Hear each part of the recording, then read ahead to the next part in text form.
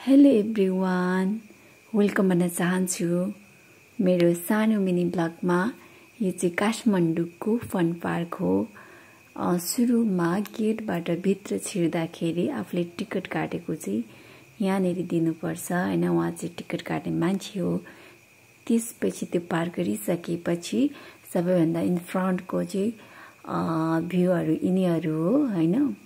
अनि यसरी नै यो फोटो खिच्ने ठाउँहरू आउँछ। यो चाहिँ हात्तीको मुखबाट पानी झर्ने बनाएको छ। यो चाहिँ आर्ट हो। अनि फुलहरू एकदमै राम्रो फुलिरहेको थियो हामी गएको बेला चाहिँ। अनि यो बस्ने ठाउँहरू पनि छ, एकदमै राम्रो छ। अझै अलिकति भित्र छिर्यो भने यो फोटो सुट गर्ने ठाउँ छ। यहाँ चाहिँ तपाईले जुन चाहिँ केही मिनेट्समा नै आफ्नो फोटोको फ्रेमहरू प्राप्त गर्न सक्नुहुन्छ हैन। अझै भित्र छिर्यो भने यस्तो राम्रो छ है। फुलहरू हामी गएको बेला चाहिँ ढकमक्क फुलिरहेको थियो हैन। अझै यो भन्दा धेरै भित्र गयो भने एकदमै बच्चाहरूको बेबीहरूको लागि खेल्ने ठाउँहरू छ र यो बस्ने ठाउँहरू छ। एकदमै रमाइलो हुन्छ यहाँ चाहिँ। प्राय जो कोही काठमाडौँ गएपछि यहाँ नगई नछाड्ने थुप्रै हुनुहुन्छ होला। म पनि लगभग योसँग 5 पल्ट भन्नुपर्छ होला म गएको है। एकदमै मलाई पनि रमाइलो लाग्छ, राम्रो लाग्छ हैन। धेरै थरीका फुलहरू पनि रोपेको छ यसमा चाहिँ। अझै भित्र छिर्यो भने यहाँ धेरै सुविधाहरू छ। के हुन्छ भन्दाखेरि यो गर्मीको टाइममा चाहिँ स्पेशली यहाँ भित्र नै चिसोहरू खाने सुविधा पनि छ है।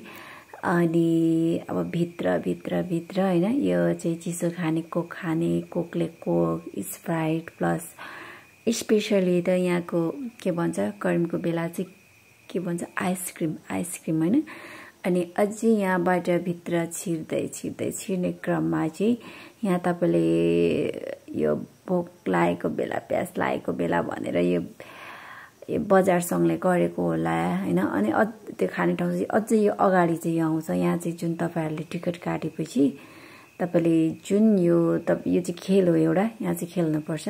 तपाईले तीर जस्तो एउटा तिखो हुन्छ, त्यसले तपाईले जुन चाहिँ छुनुहुन्छ त्यो चाहिँ तपाईले पाउनुहुन्छ। यो चाहिँ गेममा यो बटुकाहरू तपाईले त्यो कतिवटा तपाईले तीर बोक्नुपर्छ, त्यति लडाउनु भयो भने चाहिँ तपाईले एउटा प्राइज पाउनुहुन्छ। यो चाहिँ त्यस्तो खालको खेल्ने ठाउँ हो। यहाँ पनि एकदमै रमाइलो हुन्छ।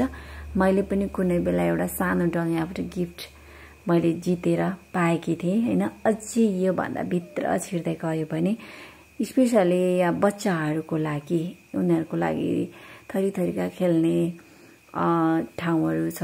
उनीहरूको खेल्ने अब भनौँ न हैन, पिङदेखि लिएर उनीहरूको अब बच्चाहरूको के हुन्छ नि तिनीहरू सबै पाउँछ यहाँ चाहिँ।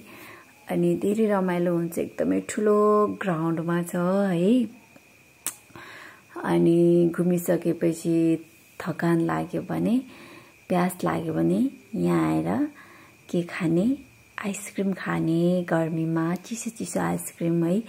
अनि यो पनि बच्चाहरूको लागि स्पेशली यो सानो पिङ हो। यहाँ चाहिँ बेबीहरूलाई खेलाउने पिङ हो हैन।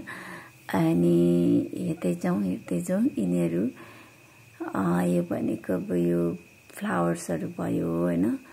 अनि के भन्छ यहाँ टिकट। अनि यता गयो भने सबै बेबीहरूको लागि खेल्ने हो। यो चाहिँ एकदमै हैन, यो चाहिँ स्पेशली चाहिँ भन्नु पर्दाखेरि चाहिँ बच्चाहरूको लागि हो हैन। एकदमै राम्रो छ। आइसक्रिम चाहिँ थुप्रै ठाउँमा छ खाने ठाउँ। एकदमै प्राय यहाँ आएर आइसक्रिम नखाइ जानेहरू कमै हुनुहुन्छ होला हैन। मैले पनि आइसक्रिम खाइकिन मात्रै फर्केकी छु। र यहाँको आइसक्रिम चाहिँ एकदम मिठो पनि हुन्छ। यसको एकदमै ठुलो भनौँ न हैन, यो निकै ठुलै छ यो पार्क। घुम्नलाई निकै टाइम लाग्छ।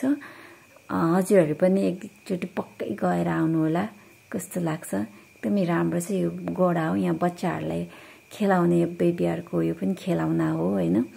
अनि फुलहरू चाहिँ एकदमै फुलिरहेको थियो यो चाहिँ हामी गएको टाइममा। अनि यो मोटु पातले स्पेशली बच्चाहरूको लागि एकदमै मन पराउँछ।